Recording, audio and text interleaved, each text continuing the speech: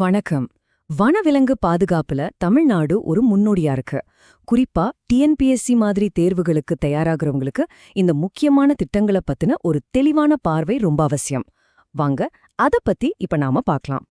மலையிலிருந்து கடல் வரைக்குமா? ஆமாங்க. தமிழ்நாட்டோட வனவிலங்கு பாதுகாப்பு முயற்சிகள் அவ்ளோ விரிவானது. அதுல நம்ம மாநிலம் எப்படி முன்னணியில இருக்குன்னு தெரிஞ்சுக்கலாமா? சரி, வாங்க முதல்ல நிலத்துல வாழ்ற பெரிய விலங்குகள்ல இருந்து ஆரம்பிக்கலாம். நம்மளோட முதல் பகுதி மாநிலத்தோட பெருமைக்குரிய 2 பெரிய பாலூட்டிகளை பத்தினது. ஒன்னு நீலகிரி வரையாடு, இன்னொன்னு யானை. முதல்ல தமிழ்நாட்டோட மாநில விலங்கான நீலகிரி வரையாடு. இத பாதுகாக்கிறதுக்காகவே ஒரு சிறப்பு திட்டம் தொடங்கப்பட்டிருக்கு. எப்போன்னு கேக்குறீங்களா?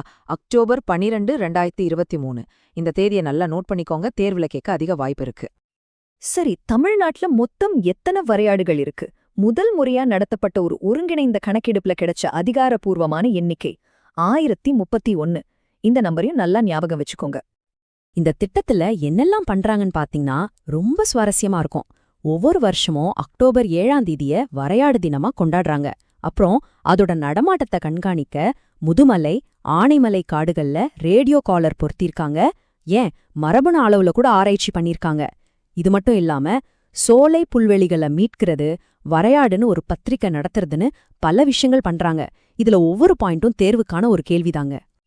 ஓகே, வரையாடுகள் வாழற உயரமான சிகரங்கள்ல இருந்து இப்போ கீழே இறங்கி வருவோம். தமிழ்நாட்டோட நிலப்பரப்புல கம்பீரமா வலம் வர யானைகளை பாதுகாக்க ஒரு திட்டம் இருக்கு. இதோட முக்கிய நோக்கமே யானைகளை அறிவியல் ரீதியா நிர்வகிக்கிறது தான். அப்போ யானைகள் எவ்வளவு இருக்கு? 2022ஆம் வருஷ கணக்கெடுப்பு படி தமிழ்நாட்டுல யானைகளோட எண்ணிக்கை சுமார் 2961. வரையாடை எண்ணிக்கை போலவே இந்த நம்பரையும் மறக்காதீங்க. இந்த அட்டவணைய பாருங்க. நிதி ஒதுக்கீடு, காப்பகங்களோட எண்ணிக்கை, இதெல்லாம் ஒரு பக்கம் இருந்தாலும் இதுல நாம ரொம்ப ஆழமா கவனிக்க வேண்டிய ஒரு விஷயம் இருக்கு. இந்த யானை காப்பகங்களுக்குன்னு தனியா எந்த சட்டப்பூர்வ அந்தஸ்தும் கிடையாது. இது ஒரு ரொம்ப முக்கியமான தனித்துவமான ஒரு புள்ளி. நிலத்துல வாழ்ற பெரிய விலங்குகளை பத்தி பார்த்துட்டோம். இப்போ நம்ம கவனம் வானத்துக்கும் வனத்தோட சின்ன பாதுகாவலர்கள் பக்கமும் திரும்ப போகுது. ஆமாங்க, கழுகுகள் மற்றும் தேவாங்குகளை பத்தி பார்க்கலாம். கழுகுகளை இயற்கையின் துப்புரவாளர்கள் அப்படின்னு சொல்வாங்க. அதுக்கு காரணம் சுற்றுச்சூழல் சமநிலைய பேணுறதுல அதோட பங்கு ரொம்ப ரொம்ப முக்கியமானது. கழுகுகளை பாதுகாக்க நம்ம அரசாங்கம் எடுத்திருக்க நடவடிக்கைகள் இதோ. இதுல ரொம்ப முக்கியமானது மாநில அளவிலான குழு அமைக்கப்பட்ட தேதி அக்டோபர் 19, 2022. இந்த தேதிய நீலகிரி வரையாடு திட்டத்தோட தேதியோட குழப்பிக்காதீங்க. அது அக்டோபர் 12, இது அக்டோபர் 19. அடுத்ததா தேவாங்கு. இது ராத்திரி நேரத்துல சுறுசுறுப்பா இருக்கிற ஒரு சின்ன தனித்துவமான பாலூட்டி. தமிழ்நாட்டுல குறிப்பா திண்டுக்கல் மற்றும் கரூர் மாவட்டங்கள்ல இத நாம பார்க்கலாம். இந்த இனத்தை பாதுகாக்க திண்டுக்கல் மற்றும் கரூர் மாவட்டங்கள்ல கிட்டத்தட்ட 11,806 ஹெக்டேர் பரப்பளவுல ஒரு சரணாலயம் அமைச்சிருக்காங்க. இதோட ஸ்பெஷாலிட்டி என்ன தெரியுமா? இதுதான் தேவாங்குகளுக்காக உருவாக்கப்பட்ட இந்தியாவிலேயே முதல் சரணாலயம். இது ஒரு சூப்பரான பாயிண்ட். சரி, நிலம், காடு எல்லாம் பார்த்தாச்சு. வாங்க இப்போ கடலுக்குள்ள போலாம். தமிழ்நாட்டோட 1076 கிலோமீட்டர் நீண்ட கடற்கரையில கடல்சார் உயிரினங்களை பாதுகாக்க என்னென்ன முயற்சிகள் எடுக்கறாங்கன்னு பாப்போம். கடல் ஆமைகளை எப்படி பாதுகாக்கறாங்கன்னு இந்த படிகள் மூலமா எளிவா புரிஞ்சுக்கலாம். முட்டைகளை சேகரிச்சு குஞ்சு பொரிச்சதும் பத்திரமா கடல்ல விடுறாங்க.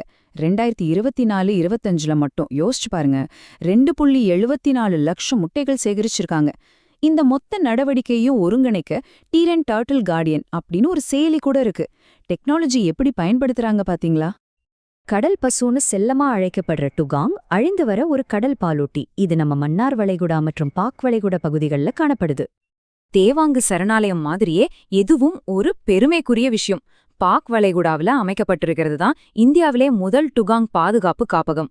இதோட முக்கிய நோக்கம் டுகாங்கோட முக்கிய உணவான கடல் புல் படுகைகளை பாதுகாக்கிறது தான். சரி, நாம இதுவரைக்கும் பார்த்த எல்லா முக்கியமான தகவல்களையும் ஒரு தடவை வேகமா ரிவைஸ் பண்ணிடலாமா? தேர்வு எழுத போறவங்களுக்கு இது ரொம்பவே உதவியா இருக்கும். இப்போ ஒரு ரேபிட் ஃபயர் ரவுண்ட். நீலகிரி வரையாடு என்ன ஞாபகம் வரணும்? மாநில விலங்கு, அக்டோபர் 7 வரையாடு தினம். யானைகள் 2961. கழுகு பாதுகாப்பு அக்டோபர் 19, 2022 குழு அமைச்சது. தேவாங்க சரணாலயம் இந்தியாவோட முதல் சரணாலயம். கடல் ஆமை பாதுகாப்பு TN turtle guardian app. Dugong காப்பகம் இந்தியாவோட முதல் காப்பகம் பாக் வளைகுடாவில் இருக்கு.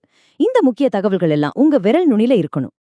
தமிழ்நாட்டோட இந்த வெற்றிகரமான பாதுகாப்பு மாதிரிகளை பத்தி தெரிஞ்சுக்கிட்டோம். இப்போ உங்களுக்கான ஒரு கேள்வி. தமிழ்நாடு கையில் எடுத்த இந்த திட்டங்கள்ல இருந்து கத்துக்கிட்ட பாடங்களை இந்தியாவோட மத்த பகுதிகளுக்கு எப்படி எடுத்துச் செல்லலாம்? இத பத்தி யோசிச்சு பாருங்க. மீண்டும் சந்திப்போம்.